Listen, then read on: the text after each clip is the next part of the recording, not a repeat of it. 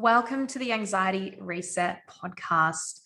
This week, I want to share with you guys the importance of keeping your heart open and how anxiety actually guides us to keeping our heart open, despite it looking the other way, that anxiety is going to close us up.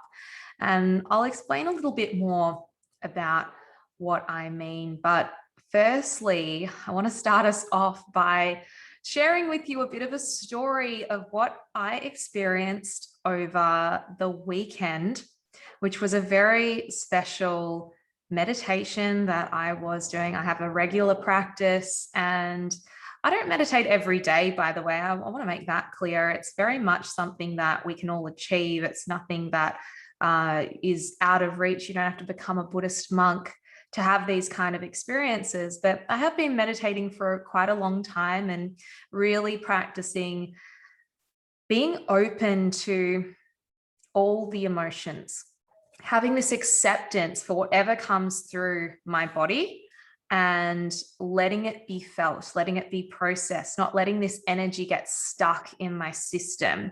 And this is one of the key processes that I use when I'm working with clients and my program members to work with anxiety, because when we have those emotions stored up within us, we're closed. We don't want to feel sadness. We don't want to feel fear and anxiety.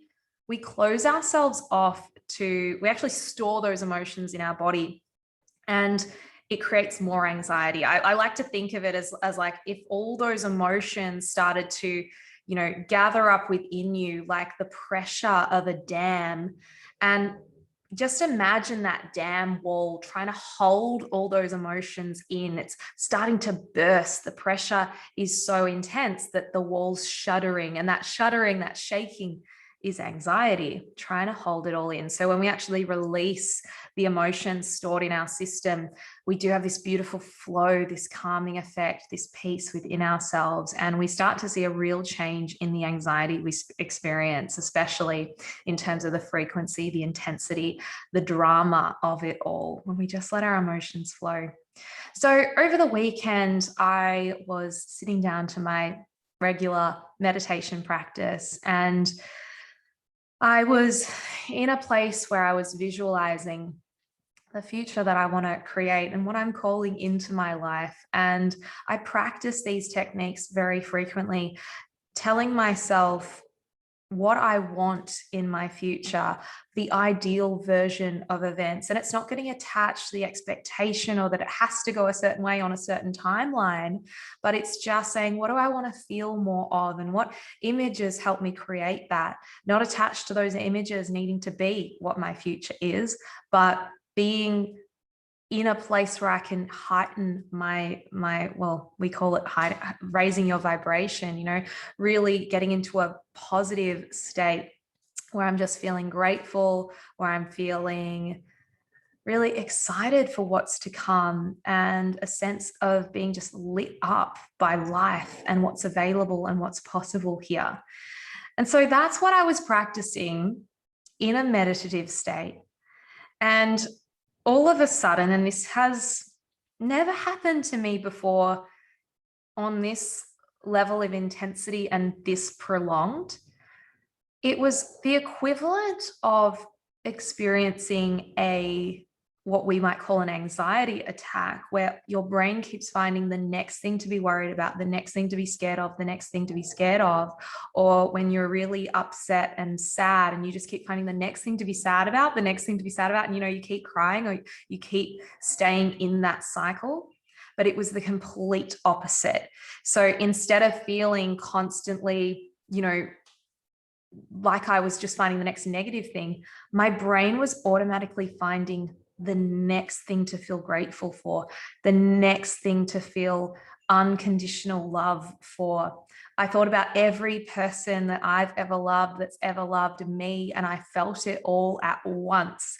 I didn't feel the loss or the change or the times where, those situations altered. I just felt the love. I felt gratitude for everything that's gone right in my life, all the things that I do have.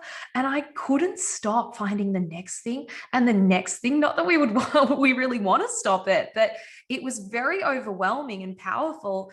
And I started crying, bawling my eyes out, not from sadness, from absolute overwhelming gratitude and awe and wonder at this life that I'm living. And I'm not like saying that I'm more special. It wasn't that kind of thing. It was recognizing how special we all are, how special life is for all of us.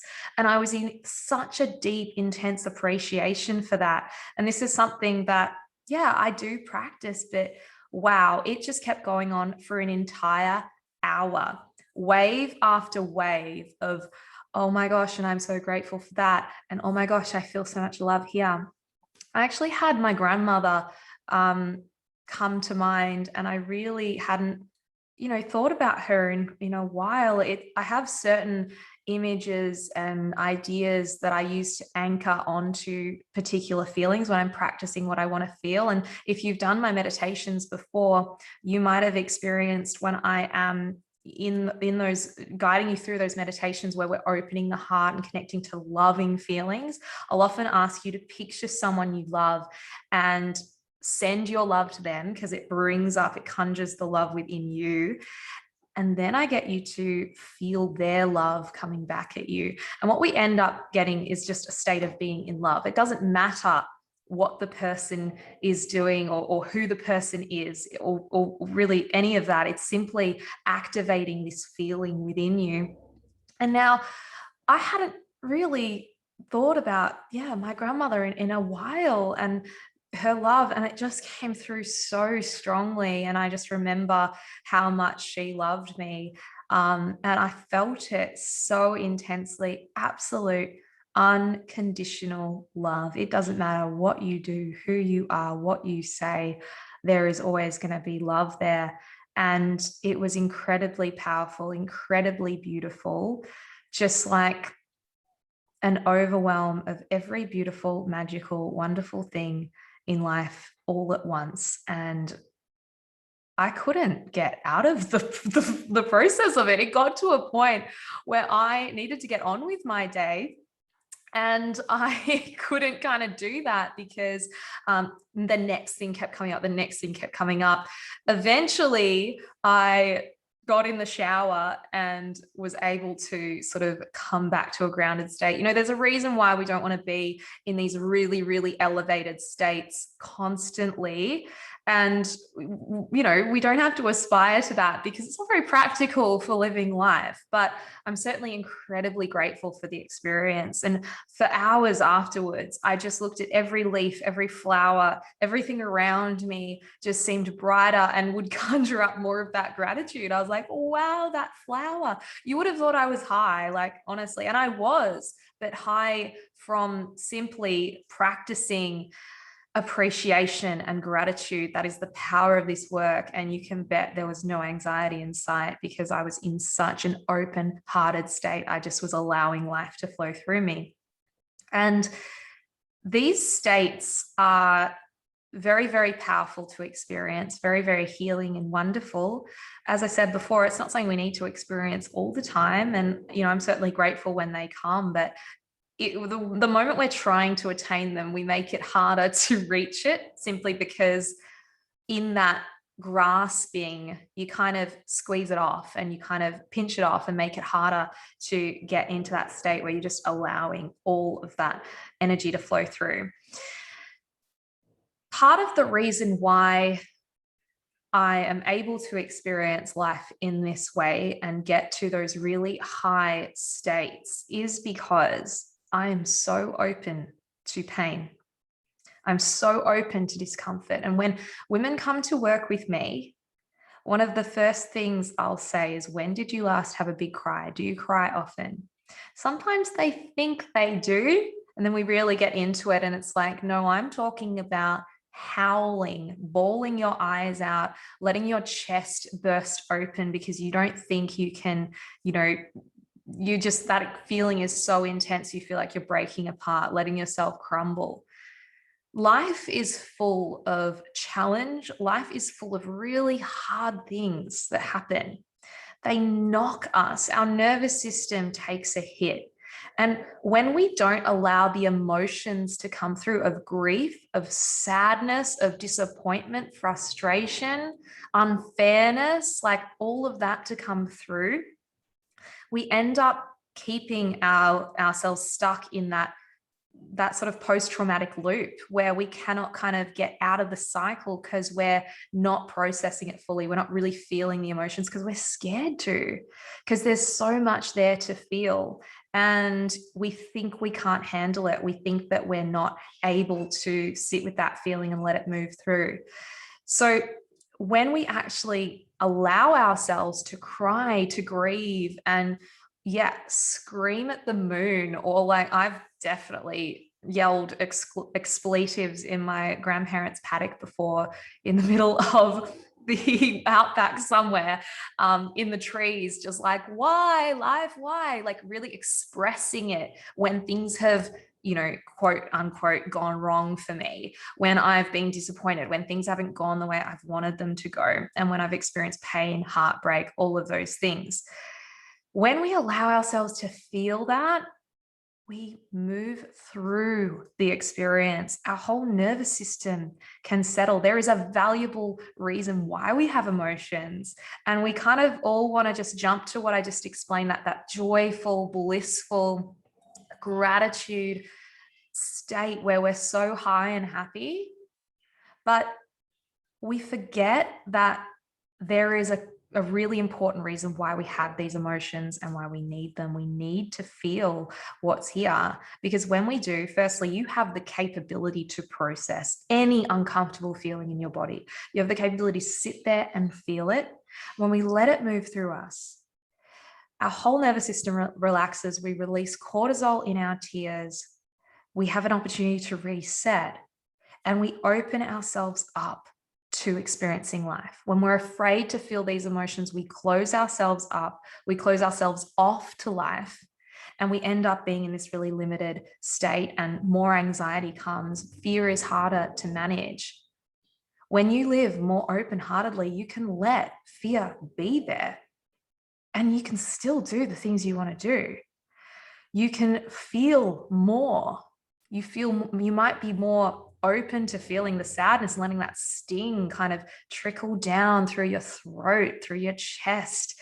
Some of my clients have described it to me before, like, I feel like there's this bruise or this graze on my heart, or feeling like you've got butterflies in your stomach, or that you've been punched in the stomach. Just letting that feeling be there and being present with it moves it, opens us up, and suddenly we are here, present in our lives, open to all the joy, all the wonder, all the good things, as well as the delicious darkness. Why do we have to see it as such a negative thing that we're not meant to experience? It's part of our wildness. And especially if you identify as a woman, the feminine being, you've got that wildness in you. We are meant to feel. We are the expert feelers. We're meant to just be with our emotions. It's part of our nature, because we are nature. We got nature and the cycles and the rhythms of nature literally running through our bodies. This is what we're here for. And when we embrace that, we get to make a huge impact on the fear, the anxiety that we feel, really aligning ourselves in our lives. So practice opening to all the emotions. Let's not value joyful, high states more than the really sad ones. They need honoring too. The fearful moments also require your presence, your appreciation, and your reverence. Can you move into that state where it doesn't matter? It's almost like that poem, The Guest House. If you guys have seen that one before, read through it, it doesn't matter what comes through your door, what wants to come and stay here today. Let it all in and allow that to be okay in the home that is your body. Allow it to be okay to experience all the emotions. This is what we came here for. This is life. And if we can stop arguing with reality and arguing with how it's meant to be, and think that we're meant to be high and happy all the time, we can start to just be all the things, we'll experience naturally more of that happiness, more of that joy, more openness and expansion in our lives, which I know you all want. Now, if you haven't had an opportunity yet, I highly recommend you go check out the meditation that I recorded for you over the weekend as well, inspired by this experience, but also because I just know we're needing it at the moment. This is all about rebuilding your sense of trust in life, processing emotions, opening your heart. I'm going to put a link in the show notes so you can go check it out, download it for yourself. It's a 21-minute meditation experience. It's not just meditation. I'm getting you to feel things and process things. It's a healing as well. So go check that out. I'd love to hear your feedback. I'd love to know what you think of that experience as well. Thank you so much for listening, and I look forward to chatting to you guys again next week.